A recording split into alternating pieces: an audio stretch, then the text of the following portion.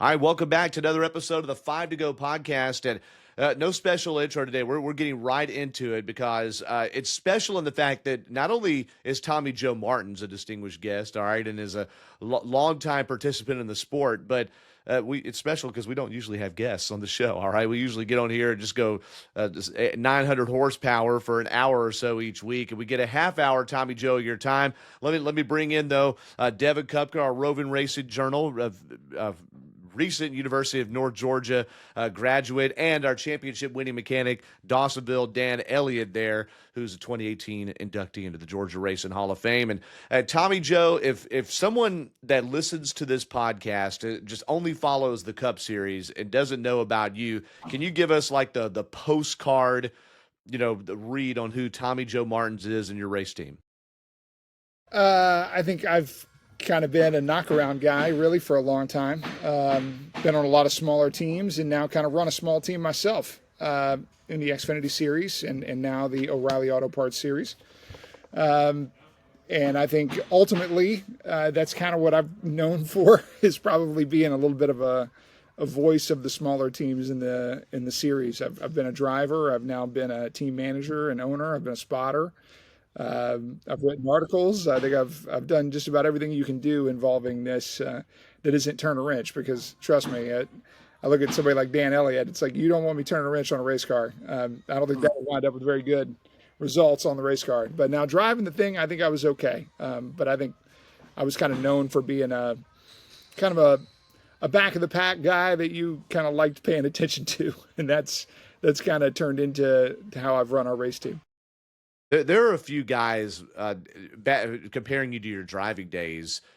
I think that are in it right now or have been in it recently, like Garrett Smithley, Ryan Vargas, and Ryan Ellis are three that come to mind that made you pay more attention to them than the other people that were driving for the C-level teams, because they responded, they did good interviews, they did really good social media. At one point, Vargas had a TikTok sponsorship for a couple races anyway, and I think you showed how important it is before they did it to be vocal on that side of it. And your blog that you had on your website really was eye-opening and brought people into the sport. Did you have any pushback from the people in your corner? I don't mean from NASCAR when you were maybe criticizing stuff, or people in your corner when you were so vocal about that, or did they understand that this also, helped the cause in the long run?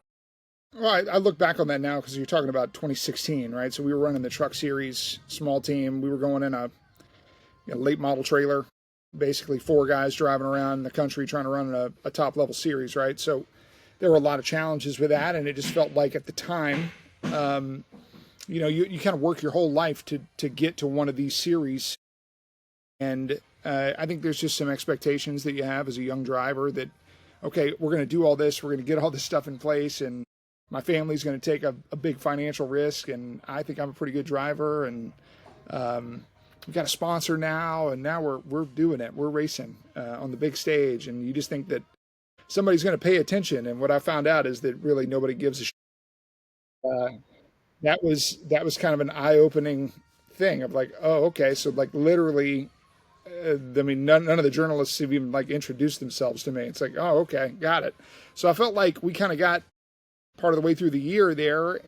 I just felt like I came from a journalism background. I went to the University of Ole Miss and studied journalism there, and I just felt like I needed to kind of tell our own story. So that's what the blogs were. It was kind of like telling our trials and tribulations kind of from my point of view. And yeah, I think a few of them came across as a little controversial, and I never got any pushback from anybody that was in our corner. I can tell you that our team at times didn't exactly love it. Some of the mechanics on the team at the time, I would tell you that my dad didn't exactly love it all the time. He always had my back, but just the way that put a little bit of a spotlight on them in the officials' eyes, especially if I was ever critical about decision-making or other teams or drivers. I mean, I had drivers come up to me and basically say, hey, man, why are you calling me out like that? And it's like, well, I mean, you're kind of being a dumb. So, I mean, yeah, that's kind of why I'm calling you out. Like it's not like I'm going to run away from saying something to your face either. So like I think there was just some kind of cloud around that, because I think really you can kind of live in anonymity as a smaller team, right? Like, what are the reasons you're going to get talked about? And that kind of like put us in a spotlight a little bit. And the reality of it, and what led to a lot of criticism of me, was that like when you're on a smaller team, you're one of those C-level teams like you talk about, there's just way more bad days than good days. So if somebody wants to say you're an idiot, they're going to have plenty of reasons to say you're an idiot when you run, 31st. But like the reality of this, for anybody that's been in the industry, and like Dan, it's like you're on a small team. Sometimes running 28th is a good day. You So got it. you can call me an idiot, and then it's like, all right, well, the people in the pits don't think that. The people that are in the pits Tommy, sometimes just making the field is an accomplishment. right. So like, I felt like there needs to be some context for how we look at some of these guys that are doing this. And even though I'm not sitting in the car every week now, I'm still living in this world every week. And sometimes there's people like Dan just said, right? You make a field and you go, dang, that was pretty stinking impressive in that car just to even qualify for this race. And I think that's just something that kind of gets lost in the shuffle of what we do a lot. And so I think I've kind of been maybe one of the people that's been pretty outspoken about, trying to have the back of the people that are trying to do it, at the kind of at the bottom level from the grassroots and still trying to come out here and race on a national stage. I literally was getting ready to email you to invite you to the show. It had been in my mind for a few weeks, and before the pit road stuff at Phoenix. This isn't about that, okay? That man, we need to have like somebody that represents that and can articulate that side of the garage well. And then I'm sitting there getting ready to write you an email on Saturday, I think it was, and I see Jeff Gluck retweeting or sharing that you had the Grand National Bash, which is, if I understand correctly, supposed to help honor these teams. So where did this come about and what is it? Because I don't know that it's gotten widely talked about yet. Yeah, it's getting talked about now. Let's go. and on a few, I did an interview this morning with Mike Bagley and Pete Pistone on NASCAR radio, and they asked me about it, and I've now gotten some follow-ups here from other people about it. Look, the idea was let's have a party. As I explained it to them this morning, right? It felt like the NASCAR awards, and this is no shot at the NASCAR. I promise. This is not like I'm sticking it to NASCAR. I definitely do not want that to come across that way. I don't feel that way at all. I have a great relationship with NASCAR. I just feel like the NASCAR awards themselves, over the course of now, I've done this since 2009, whether that's part-time or full-time. I was racing full-time. I raced part-time. Been an owner now for 6 years again. I've gotten invited to the NASCAR awards one time. So it's just the NASCAR awards themselves are kind of an exclusive thing it's being held to honor kind of the winners and specifically in the playoff era, kind of the playoff drivers and their teams. And like, I understand that. And it's like, you can't invite probably realistically every team and every owner and every crew chief and every driver and everything. I get it. It's like, especially now that those have kind of become combined awards with the Truck Series and the O'Reilly Auto Parts Series. Those are kind of one awards now. So I kind of understand the logistics of this, and this is not me nitpicking it. I just felt like, like I did this for a long time, and you put your heart and soul into it, and you feel like you're like, gosh, I can't even get an invite to dinner at the end of the year. And it does. You're like, oh, okay, cool, man. I had to raise, $1 million something to go do this. And I can't get a steak dinner at the end of the year. You're like, all right, well, that's cool. And it does leave you feeling a little down and out. And I think that happens to me. And I think that happens to a guy that puts together a deal to try to run 2 races. Because I understand just how hard it is to even show up out here and do it. So I wanted to try to bring kind of the industry to a little bit more together. And we created essentially an award ceremony where we're going to nominate people throughout the field. And we did exactly what you were talking about earlier, Doug. We kind of broke the field down into 3 categories. We're like the A team, B team, C team, right? So an A team, we called it a premier organization. So this is a team that maybe has cup ties or is racing for wins and championships every week, right? Affiliate teams would be like the B organizations. So this would be a team just like Viking Motorsports now that says we're going to have an RCR affiliation and we're going to get all our information and data and everything from them, cars from them, engines from them, setup from them. Okay, that's kind of a B-level organization, right? You got a competitive budget, but you're not the one making the cars, right? And then we have independent teams, and that's kind of that C group, and that's where Alpha Prime has lived, and that's kind of where I've lived for my entire life. And I've driven for those type of organizations, the BJ McLeods, the Carl Long with MBM. I've driven for those type of teams, and we kind of lump those together, and then we're going to hand out awards for each grouping of teams, right? So who is the premier driver of the year? So it might be a team like Tricon with Corey Heim, and it's a team like Junior Motorsports with Connor Zilich. And so we are grouping all that together. We're letting those drivers get nominated for each one of these awards. Affiliate driver of the year might be somebody like Harrison Burton, or somebody like Caden Honeycutt, who wound up driving for Nice and drove for Stuart Friesen's team, right? So like those are the type of people that we're trying to say, hey, by the way, sometimes finishing 8th in the point standings is like unbelievable. Yeah. It's like you did the best you could ever do. Sometimes finishing 18th in the point standings is unbelievable, and it should be have attention brought to it. So some of those guys like Garrett, some of those guys like Anthony Alfredo, who's driven for smaller teams in the last couple of years, guys that you feel like, gosh, this guy's doing a good job, but maybe he's not getting the attention each and every week. Well, this is a chance at the end of the year. We had this voted on by, I think I sent the voting ballot out to like over 200 former drivers, current drivers, team managers, owners, media members, spotters, agents, so people that are really in the industry. And through that, we're going to come up with 3 finalists in each one of the categories, and then we're going to hand out the awards on December 14th. So if anything, every single organization, it does not matter if you ran one race as a part-time team or you ran a full-time effort, every single organization is getting invited to this in some way. And I felt like that was so important. And we had an awesome partner in Chalu Performance, who's essentially, a parts distributor here for a lot of the garage. It doesn't matter. It's big team, small team, anything. And they sponsor the event and kind of covered it. So we've kind of put all this in place to eventually get everybody together, have a big party, have a big awards ceremony, and hopefully bring some attention to some people that don't normally get it. And that's December 14th. And where are they attending these awards? And will it be streamed anywhere, or will people be able to watch it after or anything like that? Well, just like the NASCAR awards, right? What you've kind of become what you are against here, right? It's in the Kane Center for the Arts in Cornelius. It has 400 seats, and I already don't know how we're only going to have 400 people show up to this. So we're already running low on space. So it's got to be invite only. I'm essentially giving those tickets to the organizations and letting them distribute them as needed, right? So if they have a crew chief that might be nominated for an award, maybe you give them to that. If you have a driver nominated, you give them to that. But essentially each organization is kind of their own captain of how they want to hand out their tickets. And then we're going to have some media stuff. We're going to have some sponsor guests. We're obviously going to have hosts and people that are giving out these awards. So we're going to fill it up pretty quick. The streaming thing, I'm glad you asked that, Doug. I don't know. It's something I really hadn't thought about. And now I'm having a lot of people ask me about it. And so I would expect us to probably do some sort of a live stream, especially from the red carpet on YouTube. And maybe the award ceremony itself could probably be streamed in some way.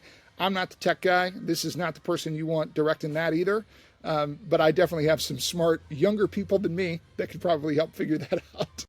I need to go talk to my people at Performance Racing Network. They do some streaming stuff and see if they've got any of that. All right, we got Tommy Joe Martins here again, the co-owner of Alpha Prime Racing with Cesar Baccarella.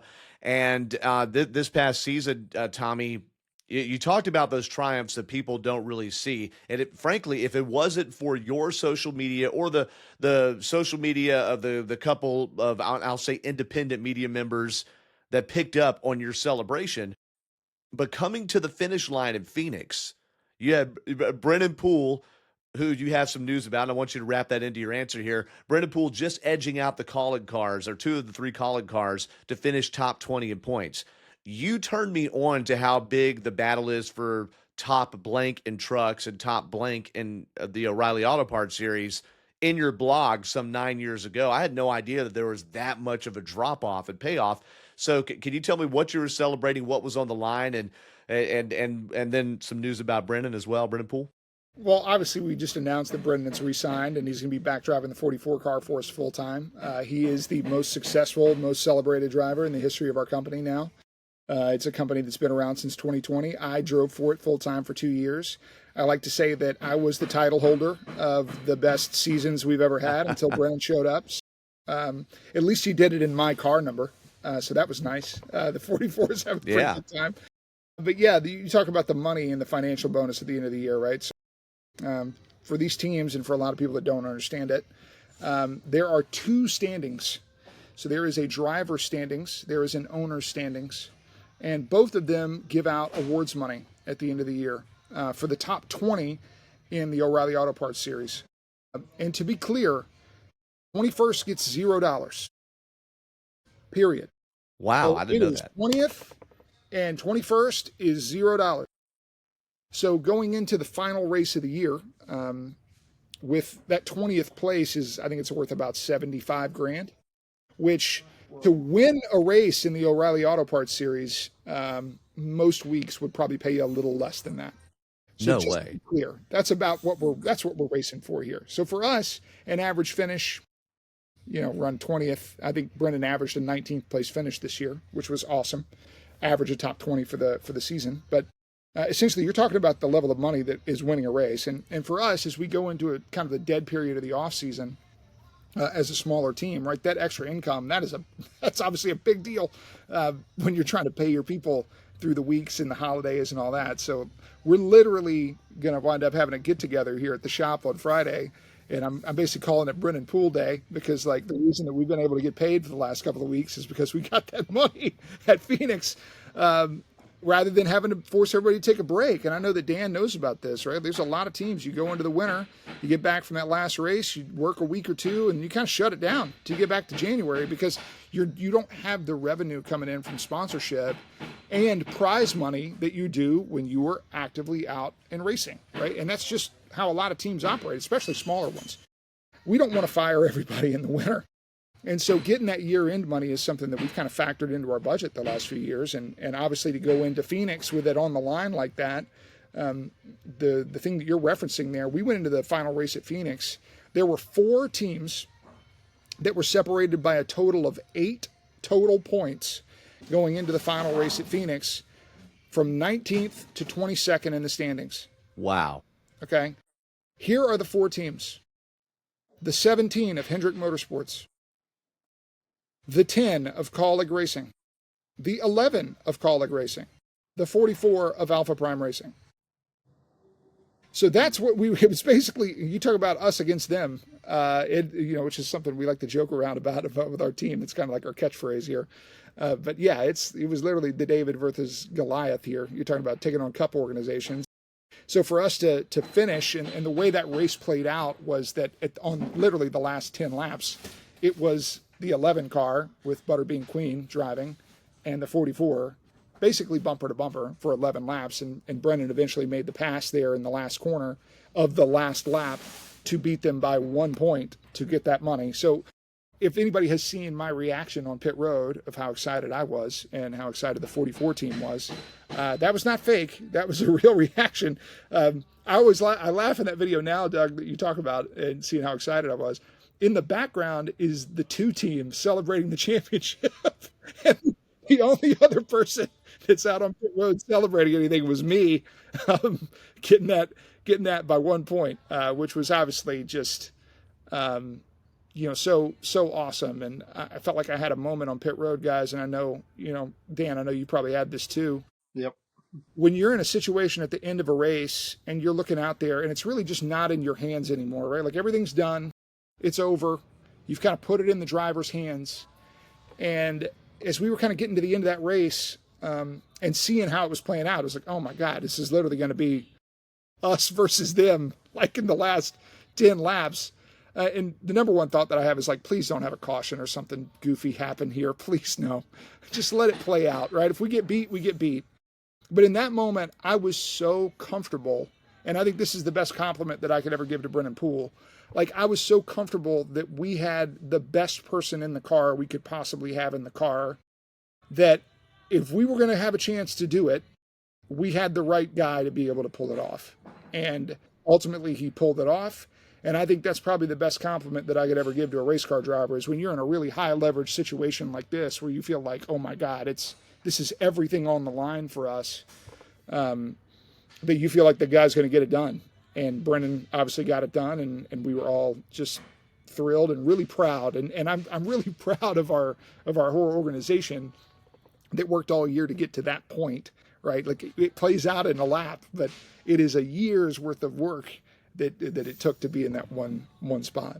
And we remember how refreshing, I don't want to say surprised completely, but how refreshing it was that Brennan was one of the Dash for Cash drivers at the Bristol Spring Race, which I know that was one of the more spectacular crashes of the year he got swept up in, which, talk about the cost of racing there. I had a couple more questions, but I know your window's getting short, and I don't know that Dan or Devin's gotten to ask you there, but fellas, the floor is open here for these last couple minutes. Yeah, it's okay. I've got, just to be clear, Doug, I'm doing okay on time here. Good, I okay. probably go a little longer than we kind of initially thought. We're all right.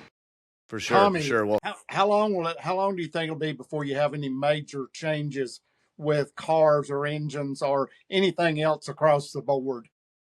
Yeah, so they brought up, in some of the competition meetings that we've had, Dan, like it's not anything that I see happening in the immediate future. I think all the numbers for our series on the CW and on television, and this is something that NASCAR pays very close attention to, is how is the series being perceived? Green flag passes were up this year. Lead changes were up this year. It's the highest in series history. I think there's some pressure to kind of apply the next gen car to our series in some sort of a way. But I think right now they're just really happy with how the racing's going. And I think they also understand the dynamics that, you're not applying the cost of that car to cup teams. You're applying the cost of that car to a team like mine that's an independent organization. I think they're very careful about how that's kind of being portrayed. And I've heard it talked about, and also there has not been anything put in place as far as a rollout for that car in our series in any of the next couple of years. How do you keep up with cars, keeping inventory once something happens? It used to be it was hand me down. It was a lot of the cup was it filtered down the line.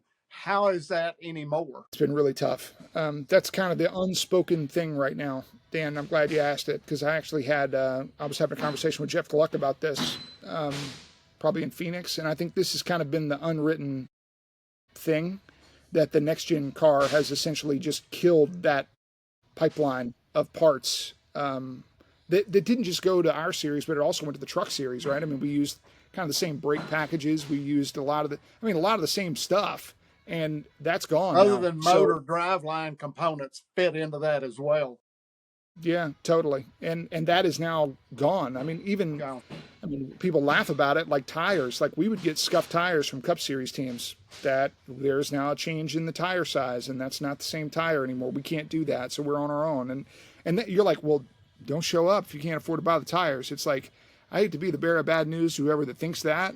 That's been going on for a really long time. Long time. You ask Mark Martin, the first teams that he raced for in NASCAR, they weren't buying all the tires brand new. That was considered a luxury. It was like, oh, wow, I'm on a team that buys all the tires now. Now I got a chance to do good. When I drove for BJ McLeod, we didn't buy all the tires. We ran on scuffs a lot from bigger teams. So, like, that is stuff those loops have closed. And the pipeline of parts have closed off. And now, I mean, when you're getting into crashes, like significant crashes where you're damaging suspension components, and there is a massive cost in replacing those parts that didn't used to be there. Honestly, man, like when I drove, we didn't even think about brakes.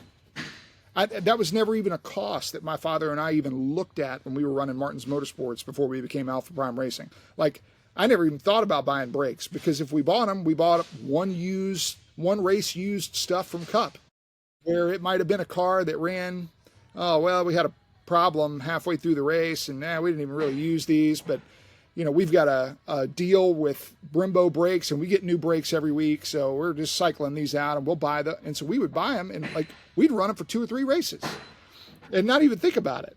And now that is all new components all the time. There is no supply of that stuff. And I still do a lot of transmission differential stuff for either people that do race or the street stuff that filters through that market.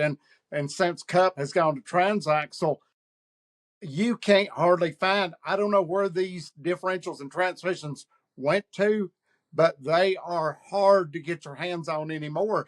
And the thing about it is, as you say, the stuff that filtered down was really, really good stuff. It was stuff that you could use for a long period of time, or you could buy the components and know that they were good quality parts and didn't have to worry about it. Now you're sourcing out new or what you can find of used stuff that'll fill the bill. Yeah, and a lot of that stuff specifically has to do with the type of chassis that you're running, where you were getting your parts from, which that was more plentiful. And now those teams don't make those components anymore. So not only is there no like system to get it through, it's like, well, they actually just aren't being made anymore.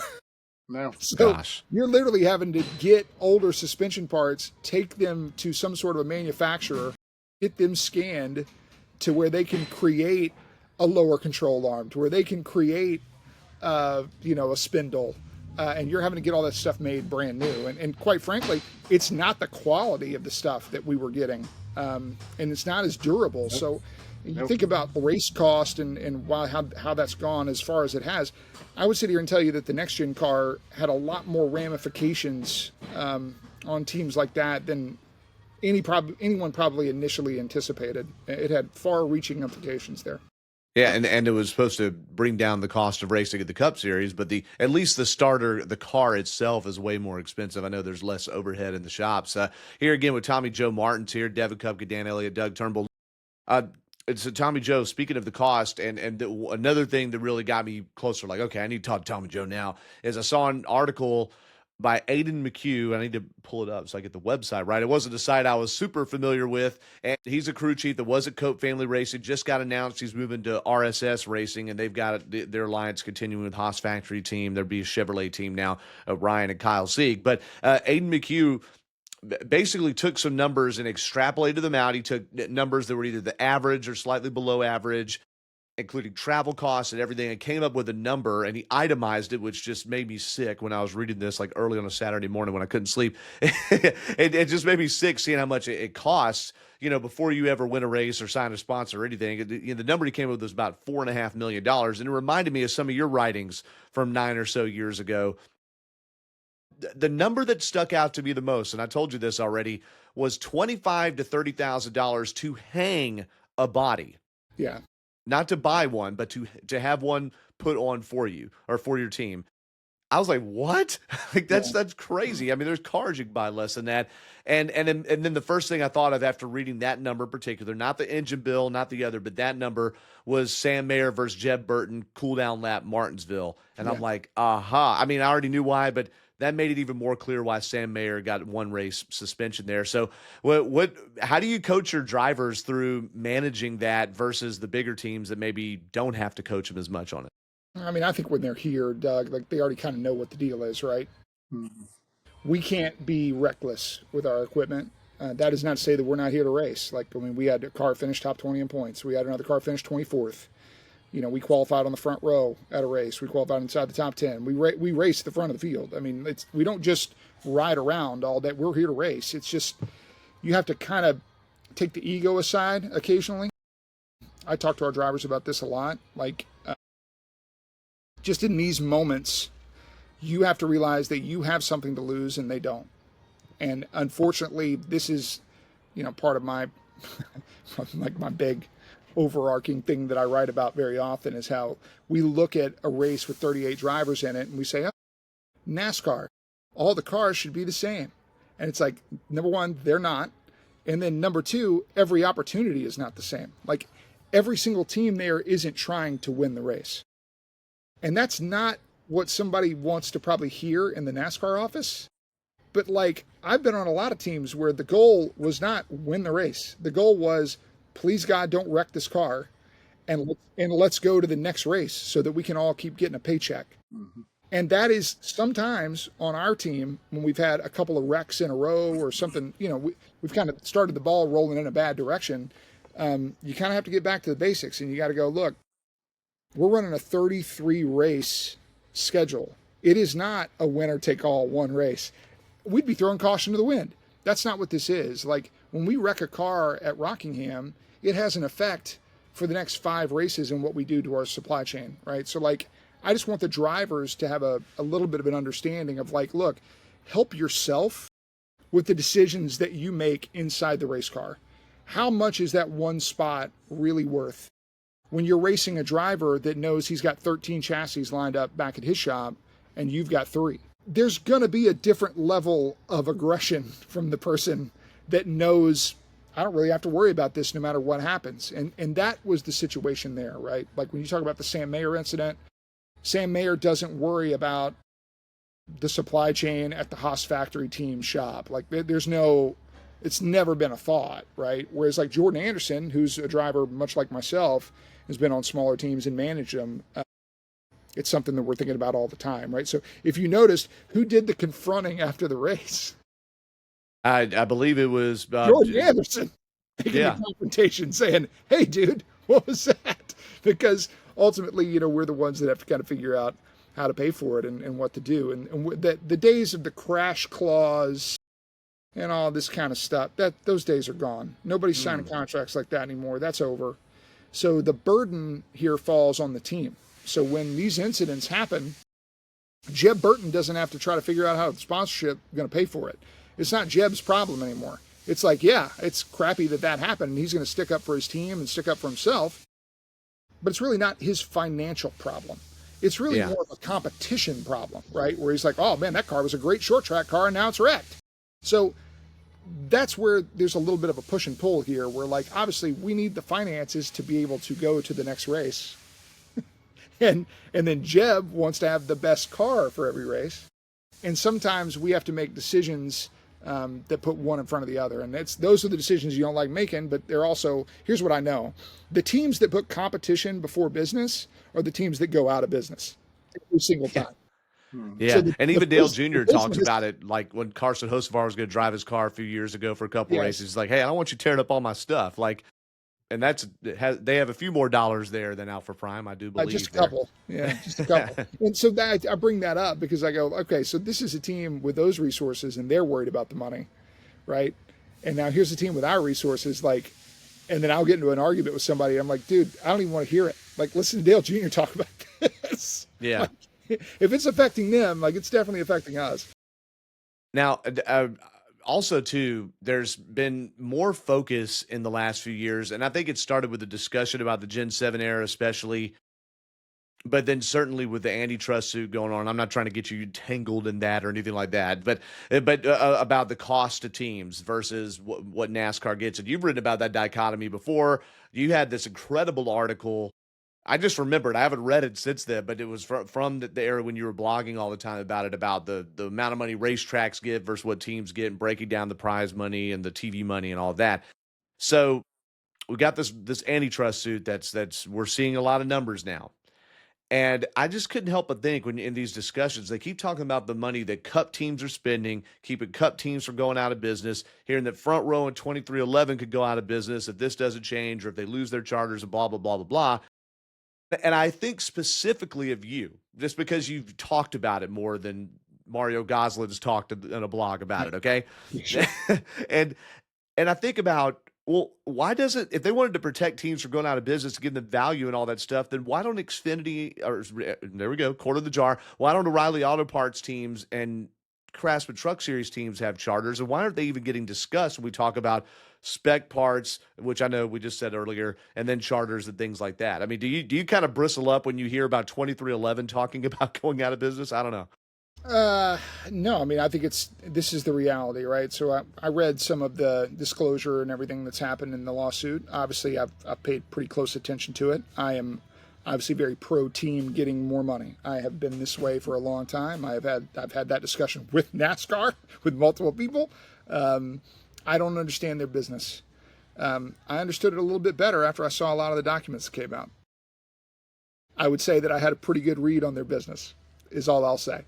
And so when I'm talking from a perspective of a team that can't afford to buy the tires every week, and they're talking from the perspective of a company that made over $100 million in profit in a year, it's hard for us to have a lot of common ground. Yeah. The thing that I found shocking about this more than anything else was hearing the deposition of Joe Gibbs Racing. And there's a family member from Joe Gibbs, I think it was the daughter, that's talking about basically the passing down of Joe Gibbs Racing, kind of the legacy, and wanting that to stay within the family and how that would look going forward.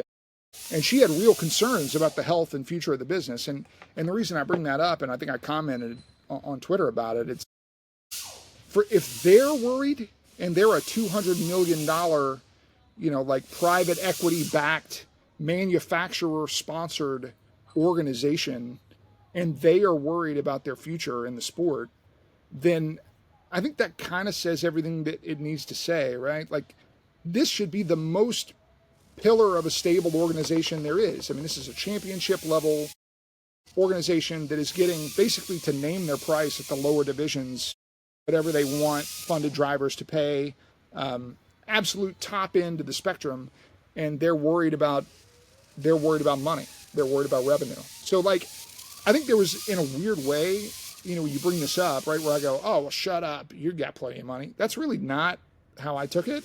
I took it as like, oh my God, they have all that money and they're worried about the same thing that I'm worried.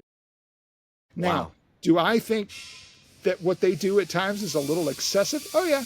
Yeah. I think they probably shouldn't be as worried about money as they are. I don't want to spend their money for them. They're worried about spending too much money on pick gun technology. I'm worried about making payroll this week. So we're not the same. Okay. We're not the same level of worry. But at the same time, like, the fact that that is a permanent thought, no matter how big or small the team, 2311, Joe Gibbs, Alpha Prime Racing, Joey Gase's team, Carl Long, like, what are the teams worried about all the time? It's money. I mean, this is the thing we're worried about. And obviously, anything that we could do in the sport to help ease that burden feels pretty appropriate, because to get the teams on stable ground and provide a bedrock for them to just be able to produce the competition part of the sport, basically put the show on every week, I feel like it's pretty important. And I feel like the things that I wrote in the past, Doug, just to finish up here, like, the things that I wrote in the past were really, as a driver, for Tommy Joe Martin's the driver, before I was Tommy Joe Martin's the owner, you just wanted an opportunity to race on merit. Yeah. And not have to have this like backpack that you had to carry around that got heavier and heavier every year, that essentially you had to bring money with you to a team to be able to pay for racing. And that's the thing that nobody really likes talking about, is the fact that we're essentially a pay-to-play sport. And when I think about the credibility and the way that, like in Dan's, when Dan was racing all the time, like, that wasn't a thought that most of the drivers had. A thought that they had was to be discovered. Yeah. They wanted to be found by a big team that already had a sponsor, and they were going to get paid to drive the cars. Like, Jeremy Mayfield they weren't asking Jeremy Mayfield, hey man, how much money can you bring to the team to run this Busch car? Like, if that happened, it could get you an opportunity, but that wasn't really the norm. Like, Casey Atwood wasn't bringing money to drive in the Busch Series. Like, that's not what it was. And so I have looked at this, like, the dollar figure that it would take to get a team like mine to just a break-even point versus what we're talking about on the Cup side and the shared revenue there. I mean, the entire O'Reilly Auto Parts series would change with $40 million. I mean, the entire dynamic of it would change with $40 million. The truck series, that entire dynamic would change with the same level of investment. So we're not talking about some endless amount of money here. We're talking about, like, per team, another $1 million in revenue. And now we go from hey, Brennan Poole, you and your sponsors got to get together and figure out how much money you can bring to Alpha Prime Racing, to, hey, as Alpha Prime Racing, I'd like to hire Brennan Poole to drive our race cars, and you don't have to bring a cent. Now, that is a very different sport from the ground up that I think is absolutely way better than the one that we're currently sitting in. And that is the frustration that I feel like these teams have at the top levels and the teams have at my level. It's the same frustration. If it's the same frustration and then an even lower margin of potential profit in the two lower series, why do you think that there are no race team alliances for the respective series or charter systems, because I always felt like that stuff would have started from the ground up and worked its way to the top. And instead, it's like we tried the elimination playoffs of the Cup Series for 2 seasons first, and tried the spec race car for now 4 seasons of the Cup Series first, and then the charters first. Yeah, I think with the charter example here, I think what we're really talking about is control and influence here, where I think the cat is kind of out of the bag here, that NASCAR really doesn't like the fact that there is some sort of a team union that almost kind of got formed here, that they have more influence over the future. I mean, that's the reason that we're in a lawsuit right now, that the sport is kind of headed towards this conclusion is you look at this and say, well, the teams want those to be a permanent thing because they have now asked private equity to invest in this thing. And if all of a sudden they go away, well, then to me, it feels like we just essentially built a whole lot on sand. We didn't really build it on a good foundation.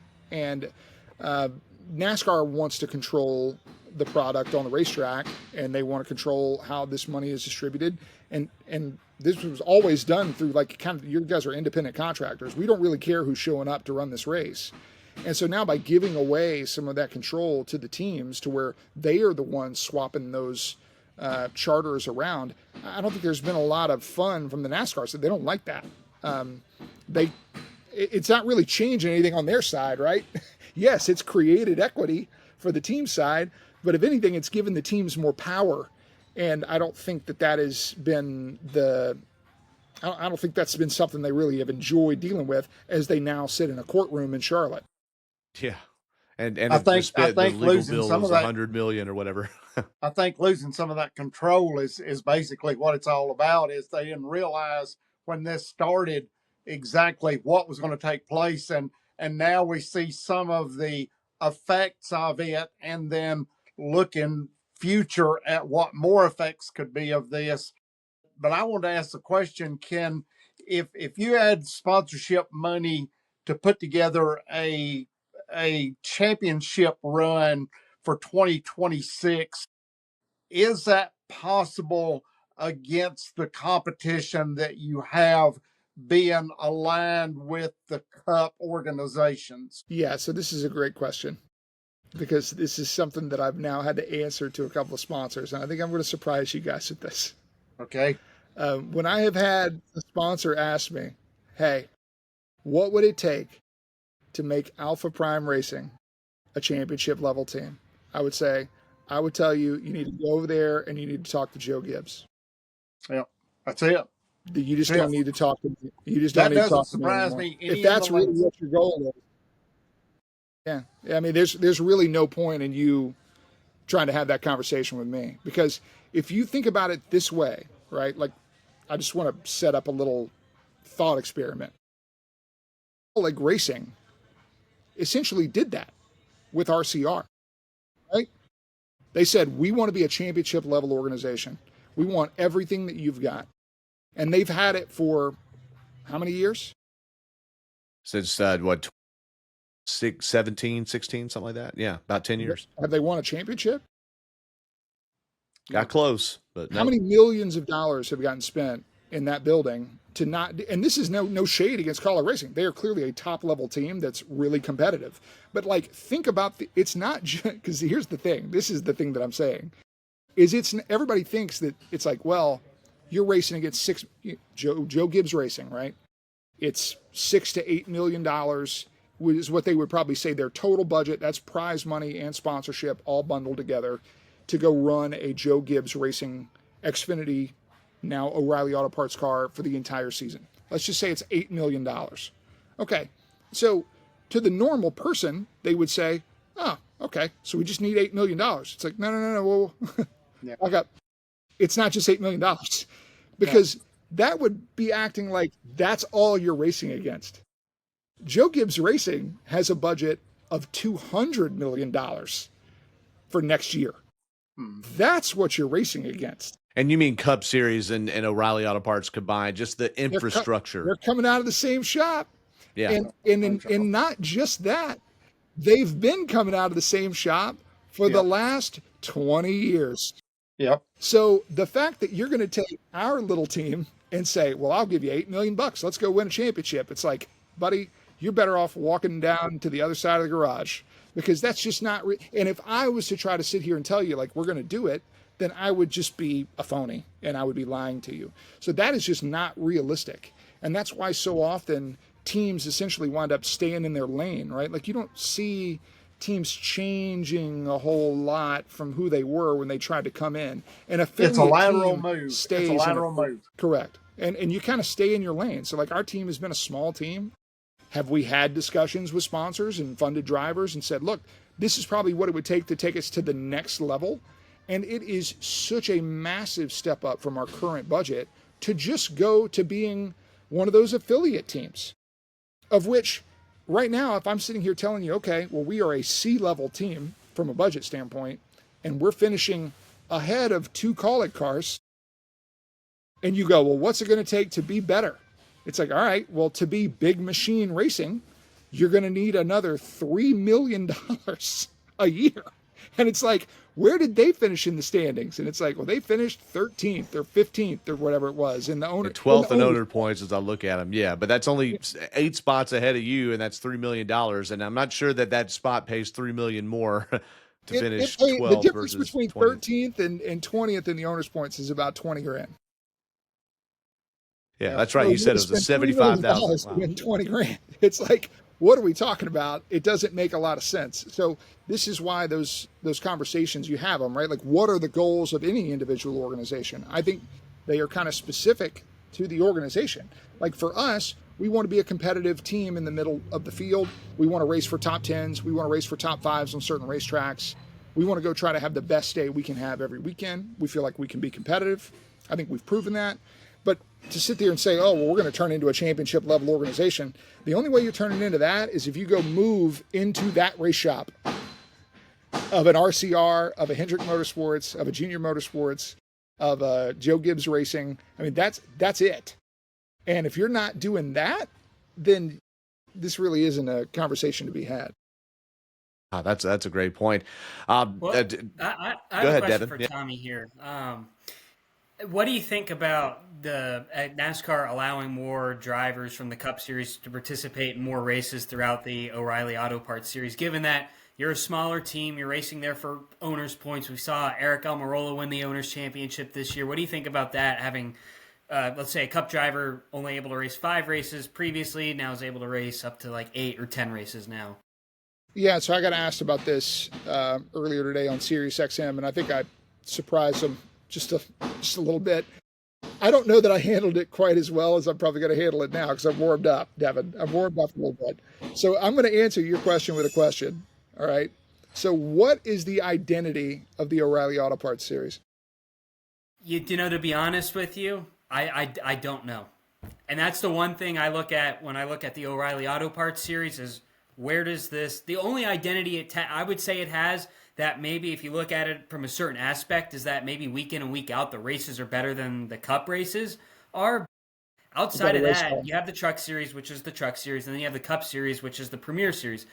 Xfinity Series, the Middle Series, but I have a hard time as well figuring out what the identity of the O'Reilly Auto Parts Series is. Yeah, and that was kind of the question that I posed. I did what most people do in these moments. I wrote a very strongly worded email to some of the leadership that was in charge of making some of these decisions because they asked for feedback before any decision was made, to be clear. My dialogue and discussion with officials at the NASCAR level has actually never been better than it is right now. That isn't to say that they're going to always do what I'm asking them to do. This is the thing that I have essentially turned into my Roman Empire. I think this is the worst thing that's ever happened. I think this is terrible. I don't think there's literally any justification for it whatsoever other than money. And that's really it. I don't think it's good for the sport. I don't think it's good for the series because this is it. We are the only sport in the world that does this. We're it. We're the only sport. Like, forget motorsports. Set that aside. Like, oh, motorsports. Okay, no, we're the only sport. Like, nobody that's playing in the NHL plays in minor league hockey at the same time. Nobody that plays in the majors also plays minor league games the day before. Nobody that plays in the NBA also has a contract with the G League team. Like, there is no sport this exists. In Formula One, you would be laughed out of the paddock if you tried to go run a Formula 2 race before you ran a Formula 1 race because you, quote, needed to see the track. Like, people would go, what are you doing in Formula 1 then, dude? Like, what are you talking about? So, like, it is absolutely no justification to this other than there were bigger teams that specifically needed cars to fill, and they're using this for development of either sponsorship or their own race cars for their own benefit. And that's really it. And you could probably say from the CW side, which I've got a pretty good relationship with them too, it's not like they were hating it, right? Theoretically, you're going to get bigger name drivers. They want their property to draw in more eyeballs. But like, I just dare someone to look at the numbers from Kyle Larson racing Bristol in the spring compared to the Bristol fall race that didn't have Cup drivers in it. What were the numbers? Was there a dramatic difference in the numbers on television? No. Was there a dramatic difference in the attendance? No, probably not. So then what are we really doing?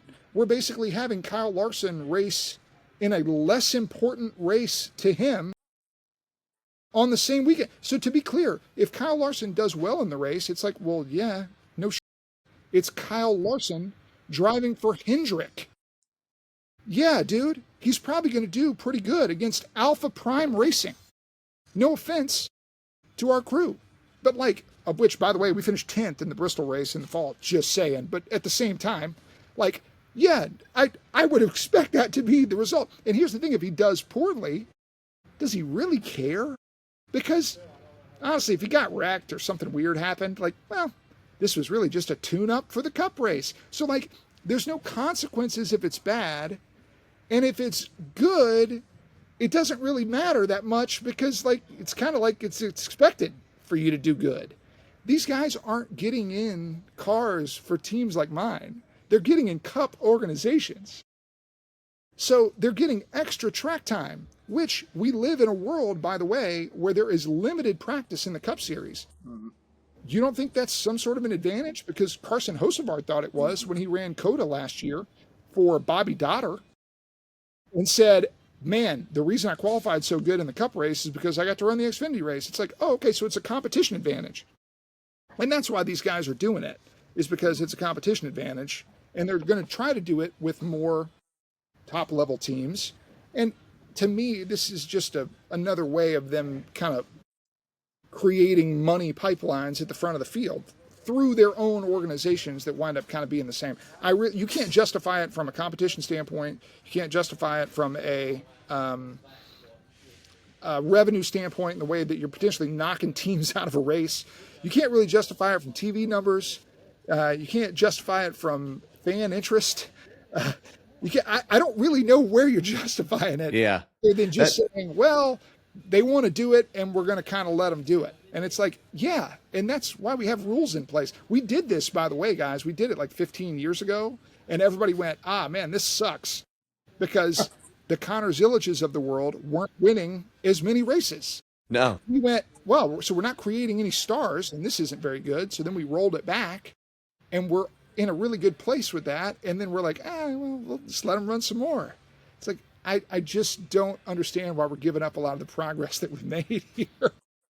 Yeah, we're old enough to remember when people were complaining about it, and then there was a time where they had unlimited races, but they just didn't declare for points, and so you still had Kyle Busch's and Joey Logano's and so forth that were getting tons of wins, and then it just wasn't in the point standings there. So go ahead, Devin. And since we're on the topic of identity, I wanted to ask you, like, with the Xfinity Series schedule, we have so many companion races nowadays. Do you think, because if we give them more of an identity, maybe we shift them off some Cup weekends. Like, take a look at Rockingham weekend. I know that the circumstances, we're back at the Rock and all that, but when you kind of look back at like the Xfinity Series schedule this year and how things are, that was the top race of the weekend. Cup was off, Xfinity. It was just Xfinity and ARCA and Truck there. Do you think you need more weekends like that? Maybe that helps give Xfinity Series more of an identity. Go race at a smaller track, maybe be separate from Cup a lot more than they are now. Yeah, but I'm going to put a caveat there, right? So we have to start thinking a little bit about process of race too, right? So like that was a Cup off weekend. It was close. We get our pit crews very often from bigger organizations. Like they were there, right? So they went and pitted the cars. It wasn't a big deal. Really nothing about our weekend changed except that we were the feature race. And I will tell you that Track Enterprises did a fantastic job promoting that event. It was a packed house. We had a car that sat on the front row and led the field to the green. We had 2 cars finish in the top 5, second and fourth. It was the best finish in the history of the company. That is a day that I will absolutely look on with a lot of fond memories. And at the same time, like, yeah, I think events like that are great. I don't think they're always going to be realistic because we race so much in the Cup level. And we are a feeder series, and so is Trucks. And so we kind of have to be companion where they're at for the logistics of this to make a lot of sense. Like, one of the first things that a team manager talked about as the schedules came out was, wait a second, so Trucks are in St. Petersburg while Xfinity and Cup are in Coda. So that's great that we're in St. Petersburg and that's cool. And also, like, well, what are we going to do with our pit crews? So is that going to be a different pit rule race for St. Petersburg compared to us? So these are the things that become the challenges, Devin. It's not like, I think we can all sit there and say, yeah, that's great. And also it's like, well, all the inspection equipment and all the officials and all the pit crews and all this, who are the spotters? We get our spotters from the Cup Series, and then they'll do multiple races in a weekend with Trucks and Xfinity. Okay, so who's spotting it? And it's like, I don't mind spotting. I like spotting. But it just, for a lot of teams, it creates a little bit of a bump because our entire industry right now is built around the idea that we're all in the same place. And for television that are paid for the rights of this, they set up television cameras in one place and they're doing all 3 events, right? So like there's a lot of logistics that get messed up when we start having a whole lot of one-off weekends. And I think the best case scenario for this is realistically on those Cup off weekends, we do conjunction races with Trucks and Xfinity together somewhere. I think we've learned that that is a good recipe. And also Cup races so much, there's just not a lot of opportunities for that. That's exactly what I was going to say is, Cup off week. It should be one of them last year, 2 of them this year, whereas Xfinity and Trucks have a few more weekends off to breathe too. Tommy, I know we're getting close to the end of our even normal record time too, but looking ahead to next season, we know Brennan Poole is going to be in the 44 machine. We know Parker Retzlaff, who, and once every 3 episodes, I go off about on this podcast about how I think Parker Retzlaff is a resurgent talent, or not resurgent, a surging talent, and is overlooked so much. But he's moving on to Viking Motorsports. Are we still a 3-car team next year? Do we know anything else about the other 2 entries? Yeah, I mean that's what we're working on right now, right? We're kind of in that time. We're in the talking phase of the off season. Sounds like the building phase too. It sounds like it's good the shop's open. Yeah, Yes. yeah. I mean, so my office sits right here. I can turn this a little bit. My office sits right here above our shop floor, right? So that's awesome. Loft, yes. I've kind of got the catbird seat up here. But like our entire operation is kind of built around what's going to happen in the next few weeks as far as contracts are concerned, right? So like I can tell you our intent is to come back kind of at the same level or better than we were before. And also like we have to be realistic that what we talked about earlier, right? The business has to lead the competition. So if that means a part-time 3rd car, or who's going to be in that 2nd car? Is it a full-time driver? Is it part-time driver splitting it up? I think all that stuff is stuff that's going to wind up kind of getting sorted out here in the next week or 2. I think it's remarkable when you hear people talk about the drivers in particular. Well, man, I was January. It was 2 weeks before Daytona. I wasn't sure if we were full-time. I think Raja Caruth said that last season in trucks, maybe the 71 truck, because the Hendrick cars didn't sign on. There's only a few races, all that. It's amazing to me. Or do you see a lot of deals where they'll say, hey, we're running the full season with this team. And it's like, really, it's the first 5 races. We'll see how it goes. Yeah. It's just it's remarkable, especially when you step 1 or 2 levels down, how different it is from the bigger garage over there, Tommy Joe. Dan and Dev, do you have any remaining questions, comments, or anything to throw in the stack here? Because this has been, I could do this for forever listening to Tommy Joe talk. No, it's just I know the struggle. I know it well, and to do what you're doing, I applaud you for what you're doing, and I thank you so much because coming through this, I think for us was the biggest struggle, and that was 40 years ago, and to hear this escalating in struggle is heartbreaking, heart wrenching, and I wish you luck not only in what you're trying to do but in the coming year. And hope you all have a very successful season. I appreciate it. Thank you. Yeah, we definitely hope that. And then, and Caesar Baccarella is the co-owner of this team. I know you're, or I assume that's still the case, right? Of being called out for Prime, right? So, at what point did you like? How did that? Last one for me is how did that come together? Because it was the Martins family or the Martins racing team, and then suddenly it's Caesar's. We just know as a driver from Florida who shows up mainly for the super speedway races, and suddenly he's co-owner of a team. Yeah, I think that was Caesar, who his entire NASCAR career had been a paying driver. I mean, that's what he was. Brought sponsorship to a team, raced for BJ McLeod, raced for Mario Gosselin. And he just kind of got to the point where he felt like that money, that spend, and really as a priority as a race car driver, he wasn't probably getting what he was paying for, right? He wanted to have a little more control over that and a little more say in it. And at the time, my dad, we had kind of talked about potentially scaling back, really. I mean, I didn't have the sponsorship to compete full-time as a driver anymore. I just didn't have it. And knowing kind of where the business was headed, we knew we needed to bring in other drivers to kind of fill out a schedule or potentially a partner. And I think that's kind of where those conversations started, right? Caesar wanting to take on a bigger role, and specifically my father wanted to step back away from the business side of things. And so Caesar essentially bought into Martins Motorsports, and then we changed the name to Alpha Prime Racing, and have been operating like this since 2022. And really since that moment, we've been a multi-car team. 2022, we started with 2 cars, and we've run 3 cars now for 3 of the last, 3 of the last 4 years, I think. We've kind of grown quite a bit in size, but really the heart of it is kind of still the same because we're still a small independent team, really, and we're kind of doing it without manufacturer or big team support, and we're doing it on a smaller budget with fewer people.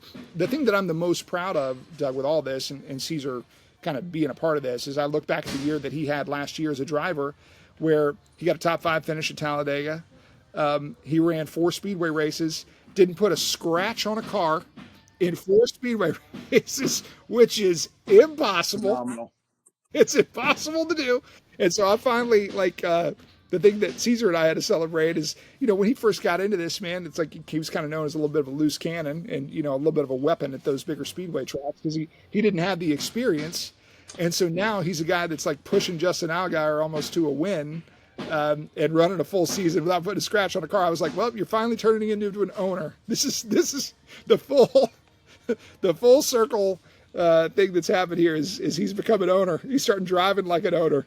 And I'm just really proud of that. And obviously, he's shown quite an aptitude at these speedway tracks, right? And I think that's just time, getting a chance to do it. Mm-hmm. Like, we are so hard on people, and you're throwing them in the deep end of the pool here, man, on national television, and you're giving them, no practice. No. At all. And you're just like, yeah, man, go race. And then when they look dumb, you're like, this guy sucks. It's like, I feel like we're kind of hard on some of these guys because the track time that I used to get, even when I drove, man, we would get 3 full practices.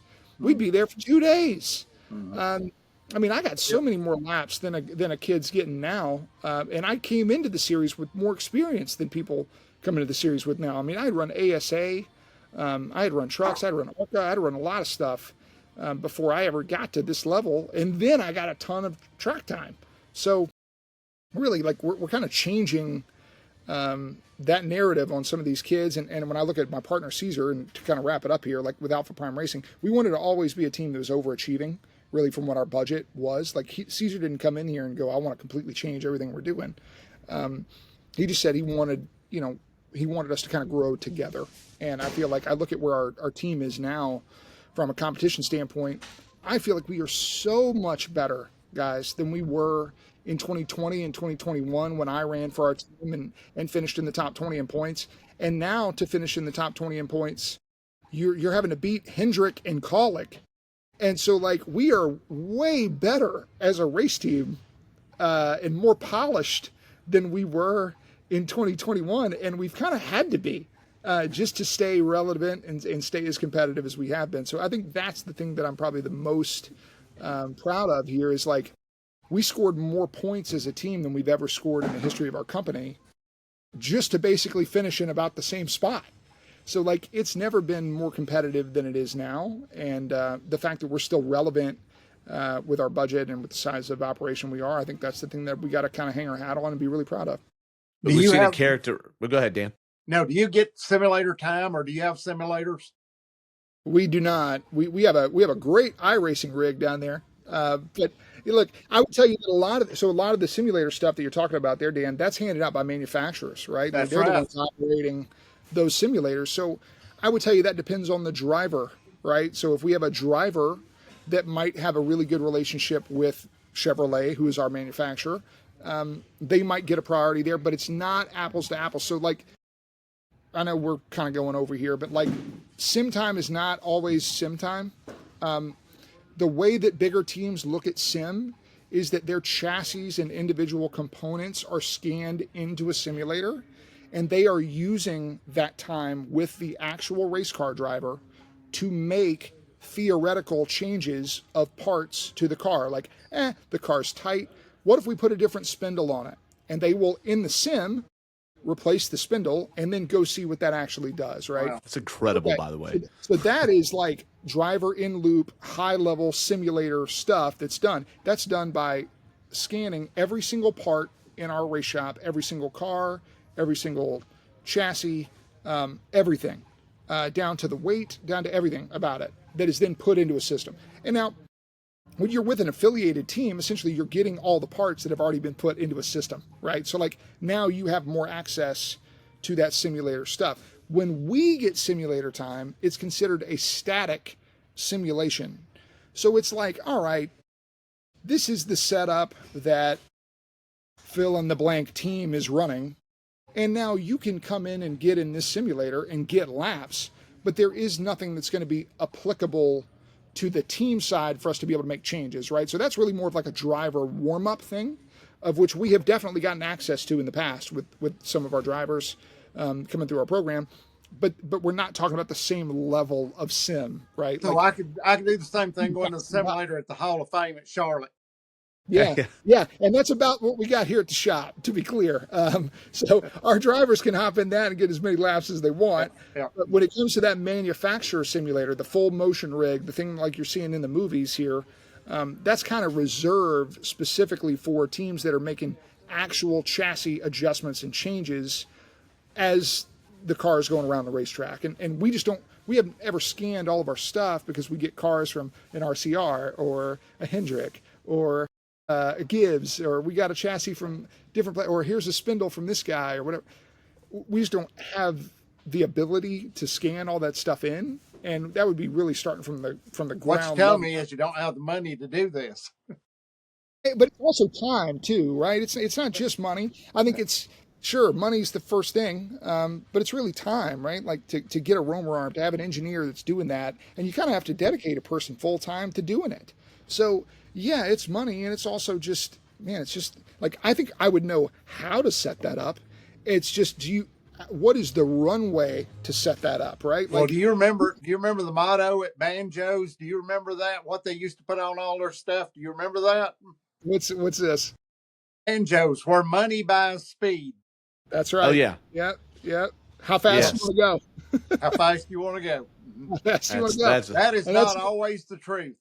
Yeah, but so that's like I talked to Sam Hunt right down the street from us, guys. Like I think they have a phenomenal program, great mid-level team, do a fantastic job. Hey, to your point, they tied. I was looking because I kept the owners' points up once we were talking about the top 20 deal with Brennan Poole. I mean, to interrupt you, but they tied the 26 Dean Thompson, also a rookie, tied William Sawalich in the points. Right. So I mean, you're talking about a team that's 18th. crushing it. They have got sim because a lot of their stuff comes from Gibbs. But like when Sam told me about like when they were first starting their sim program, it was a couple of years ago when they started doing that, because they would get this stuff and then they still had to kind of build the infrastructure to do it and hire the people to do it. He said like there were a lot of times they showed up to the racetrack and they were just terrible. So you're doing all this being like, oh, and now we're going to run really good. It's like, well, not necessarily. You're going to be a lot further down the road than you think before you actually start getting the benefit to a lot of that, right? So it's what we found out in a lot of this, right, Dan? It's not just, oh, well, go get the best motor and you'll be good now. No. It's not usually just one thing. It's usually everything, and it's usually everything for a long period of time before you're really seeing the benefit of all the results. Yep. Yeah, that's a great point there. Yeah, I think even us in the media, and we see this stuff more up close than the fans do. We kind of boil it down to the simple things we understand. It's like money equals speed. And I remember when you and I had a conversation in the garage at Texas back in the spring, and you were comparing your team to Jordan Anderson's, and not in a bad way, but just saying, look, they've upped this and upped that, and yet here we are running right next to each other. And they're doing it for this much, and we're doing it for this much. And sometimes we talk about this anytime there's a season preview now. Oh, this driver's supposed to win 2 more races than last year and make the playoffs. Okay, well, who falls out? That's great. Okay, Ty Gibbs is going to win 2 races. Who's winning 2 less races? Right. Is Denny Hamlin winning 2 less races? Brad's going to win one because Lasky. Okay, yeah, it's like it's the same kind of deal. Is you got to climb over someone to do it, and sometimes you're just out of places to climb. And just to be clear, like that progress ladder is not like this, right? It is not a straight ladder. Like, oh, we'll spend more money and then we'll run better. Right. It's like no, it's almost like this, where there's really not a lot of gain, and then it's like that all at once, and you have to spend so much to even get over that like next level of hump, right? And I think that's where like when you bring up Jordan, right? Like commiserated about this before, right? Where you're like with him and Sam, and I talked to these guys that are kind of in that next group in front of us, right? That are kind of turning into affiliate programs and really kind of bolstering their teams. And they're like, good grief, man, you're kicking our ass. And it's like, yeah. But at the same time, like, you also have shown a lot more speed than we're able to show at times, right? So like when you guys miss, we can still beat you. And when you guys niggle it, that's where you're seeing all the benefit, right? So like ultimately, what does that look like? Well, on a stat sheet, it winds up being 3 spots. So you're like, well, crap, I spent all this more money, I get 3 spots. But it's like, yeah, but to get that number 1 spot, think about the money that they've spent over X amount of years to keep that number 1 spot, right? So like that's what you're kind of climbing uphill, right? So you go from going to crappy, you could be a crappy team and go to a competent team. And actually, that's not as big of a hurdle. That's just bringing in some good people and kind of just being reliable and a good race car driver and putting some stuff together. But to go from like competent to good, that is a step. And to go from good to great is a really big step. And to go from great to like championship level is, you might as well be climbing Mount Everest. I mean, that is the next thing. And you can't control the circumstances of the day either, because you can be having a great day and somebody not having a great day can run over you. Totally. Yeah. Let's look at Parker's Retzlaff season, right? Where how many races are between mechanical and crashes did that happen? And, running in the top it was only a few spots behind, right? So that's incredible. Well, Tommy Joe, thank you for your time there. This is an episode, everyone. This is as long as we do, and all 3 of us, the 3 of the rest of us are running our mouths. And this is, for me especially, probably novel, a listening episode and getting to learn. If you all learned anything about Tommy Joe Martins and the economy of racing, you need to learn that it isn't just Justin Marks and Dale Jr. that are the only 2 interesting, and Brad Keselowski, only 2 interesting car owners out there, 3 interesting car. Okay, there's a lot of character and a lot of knowledge in all facets of the garage, and it's time we listen up a little more. So, Tommy Joe, thank you for your time, sir. Yeah, I appreciate the platform, Doc. I appreciate talking to you guys. Thanks for having me on. Thank you. And is it okay to tell people how to email the race team if we have interested partners or people that want to get in? Absolutely. Alpha Prime Racing at Gmail, right? That's right. alphaprimeracing@gmail.com. We love interested new partners. We are happy to put you on a race car for a very reasonably priced amount of money. Love that. Hey, it's how we got in touch. In fact, they're alphaprimeracing@gmail.com. Dan Elliott, you can go find him in Dawsonville around there, maybe in the new McDonald's find in me at the Dawsonville. McDonald's in Dawsonville. That's That's it. right. There you go. Find him at Mickey D's there. Devin Kupka and myself, we're all over social media, as is Tommy Joe Martin's there. So we will call this a show here, folks. And next week we'll get in here right before Thanksgiving, get into a few more of the headlines. There've been some silly season stuff, the O'Reilly Auto Parts series, and more to talk about. So for our special guest Tommy Joe Martins, for Devin Kupka, Dan Elliott, I'm Doug Turnbull. Thank you all so much for listening to the 5 to Go podcast.